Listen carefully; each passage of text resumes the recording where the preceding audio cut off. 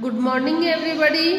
Class 7th अपन अध्ययन कर रहे थे, भाषा विचार टॉपिक के बारे में अध्ययन कर रहे थे। उसमें हमने देखा था, सबसे पहले भाषा के बारे में पढ़ा था कि भाषा के कौन से रूप थे, लिखित भाषा, मौखिक भाषा। फिर भाषा के विभिन्न रूप देखे हमने, मानक भाषा, राष्ट्रीय भाषा, मातृभाषा, सांकेतिक भाषा। फिर हमने देखे थे व्याकरण, व्याकरण के अंग कि व्याकरण के कितने अंग होते हैं। कल वाले क्लास में हमने क्या देखा था, व्याकरण के अंग देखे थे। वर्ण विचार, शब्द विचार, वाक्य विचार और रूप विचार, ये 4 व्याकरण के अंग होते हैं। आज अपने भाषा के जो विभिन्न रूप हैं उसी में अपन देखेंगे साहित्य।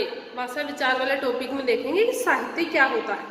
ठीक है बच्चों, देखो साहित्य ज्ञान का संचित कोश ही साहित्य कहलाता है। ज्ञान का संचित, ज्ञान का जो संचय किया हुआ जो खजाना है वही क्या कहलाता है, साहित्य कहलाता है। ठीक है बच्चों, कि ज्ञान का संचित किया हुआ खजाना ही क्या कहलाता है, साहित्य।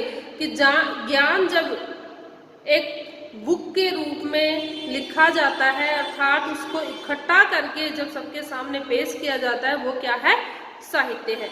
इसके अंतर्गत विद्वानों और शिक्षाविदों जो शिक्षा के जानकार हैं, ज्ञाता है, उनके विचारों, भावों तथा रचनाओं को लिपिबद्ध करके सुरक्षित रखा जाता है, जिनसे भावी पीढ़ी का मार्गदर्शन हो सके एवं उनके ज्ञान में अभिवृद्धि हो सके।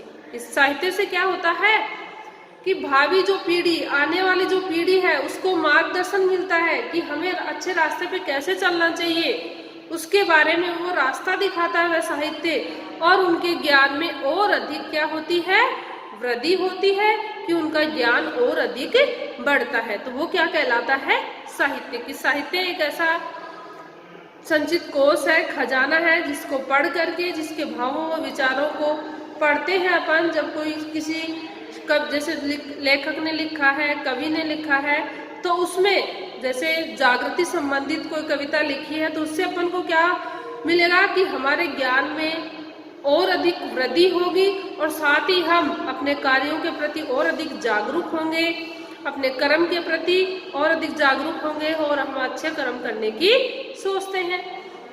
अब देखिए साहित्य के भेद। साहित्य की भी अलग अलग भेद होते हैं, मतलब रूप होते हैं। 2 रूप होते हैं, एक गद्य साहित्य और एक पद्य साहित्य। सरल भाषा में देखें तो बच्चों, गद्य साहित्य क्या होता है, अपनी कहानी, नाटक, उपन्यास जो होती है ना, गद्य, वो होता है गद्य साहित्य। पद्य साहित्य किसे कहते हैं, जो अपनी कविताएं होती हैं, जो कवि के द्वारा लिखी जाती हैं, वो अर्थ ग्रहण संबंधी जिसमें होता है, वो होता है अपना पद्य साहित्य। अब सबसे पहले देखेंगे अपन इसकी परिभाषा देखेंगे। मूल रूप से वैसे गद्य और पद्य क्या होता है, गद्य में अपनी कहानी वगैरह आती है और पद्य में अपनी कविता आती है। अब देखेंगे गद्य साहित्य। गद्य साहित्य किसे कहते हैं, वह साहित्य जिसे भावों एवं विचारों की अभिव्यक्ति साधारण बोलचाल की भाषा में प्रयोग किया जाता हो, वह गद्य साहित्य कहलाता है। मतलब गद्य साहित्य कौन सा कहलाता है, वह साहित्य जिसमें भाव और विचार जब लेखक प्रकट कर रहा है, लिख रहा है, तो वो कौन सी भाषा में लिखेगा, साधारण आम बोलचाल की भाषा में लिखेगा। और साधारण आम बोलचाल की भाषा, जिस भाषा का प्रयोग किया जाता है, वही क्या कहलाता है, गद्य साहित्य कहलाता है। इसके अंतर्गत क्या क्या आते हैं, कहानी, संस्मरण, लेख, अपना निबंध, पत्र, उपन्यास, आलोचना, नाटक, रिपोर्टाज आदि विधाएं इसमें गद्य में सम्मिलित की जाती है। कौन कौन सी हो गई, अपनी कहानी आ गई। संस्मरण किसे कहते हैं, किसी अपने जीवन विशेष की किसी घटना को यादगार रूप में जो लिखा जाता है। लेख और निबंध, किसी विषय पर लेख लिखा जाता है कि समाज के लिए वो विचार आगे समाज को कुछ संदेश दे। निबंध जानते हो आप, पत्र, जो पत्र लिखा जाता है, जैसे कार्यालय पत्र भी होता है, अनौपचारिक पत्र भी होता है। उपन्यास में किसी व्यक्ति विशेष पर उसके संपूर्ण जीवन के बारे में लिखा जाता है। आलोचना होती है किसी रचना के बारे में जो कमियां रह गई है उसके बारे में जो लिखा जाता है। नाटक जानते हैं बच्चों आप। रिपोर्टाज किसी यात्रा विशेष की घटना का वर्णन किया जाता है इसके अंतर्गत। आदि विधाएं किसमें अपने गद्य में सम्मिलित की जाती है। जैसे प्रेमचंद है, प्रेमचंद ईदगाह की कहानी बच्चों आपने पढ़ी है छोटी क्लास में।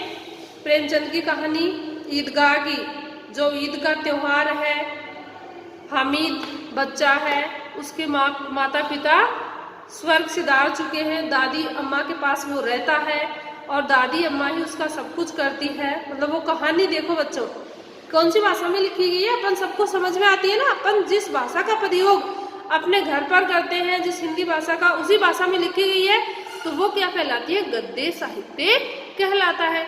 मोहन, प्रेमचंद, मोहन, राकेश, महावीर प्रसाद द्विवेदी आदि ये लेखक हैं जो इस विधा के प्रमुख हैं। कौन सी के, अपने गद्य साहित्य की विधा के। अब देखेंगे अपन पद्य साहित्य। पद्य साहित्य किसे कहते हैं, जब भावों या विचारों को काव्यात्मक रूप में प्रस्तुत किया जाता है तो वो क्या कहलाता है, पद्य साहित्य कहलाता है। इसके अंतर्गत क्या क्या आते हैं, कविता, दोहा, छंद, चौपाई, गजल आदि आते हैं। जैसे कवि सूरदास है, तुलसीदास, मीरा, मैथिली शरण गुप्त आदि इस विधा के प्रमुख रचनाकार हैं। जैसे मीरा का पद याद हुआ कोई, मेरे तो गिरधर गोपाल दूसो न कोई। मतलब इस भाषा में उन्होंने सीधा नहीं कहा ना कि मेरे तो भगवान श्री कृष्ण ही सर्वे सर्वा है। यदि इस भाषा में ऐसे बोलती तो उसका सीधा अर्थ निकलता, लेकिन उन्होंने दोहे के माध्यम से लिखा है कि मेरे तो गिरधर गोपाल दूजो न कोई। अब क्वेश्चन देखेंगे अपन छात्रों। अपना ये टॉपिक भाषा विचार वाला टॉपिक कंप्लीट हो चुका है।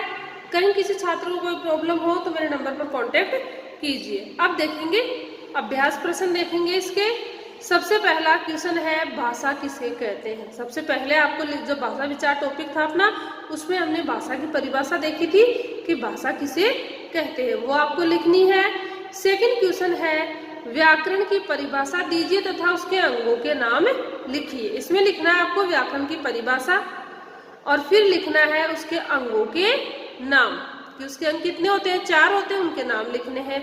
थर्ड क्वेश्चन है, लिपि किसे कहते हैं। लिपि की परिभाषा लिखनी है। भाषा बोली लिपि लिखवाया था ना, अपनी लिपि कौन सी है, देवनागरी लिपि है, तो उस लिपि की आपको केवल आपको लिपि की परिभाषा लिखनी है कि लिपि किसे कहते हैं। अब है निम्न के मानक रूप लिखिए। जैसे शब्द दिए हुए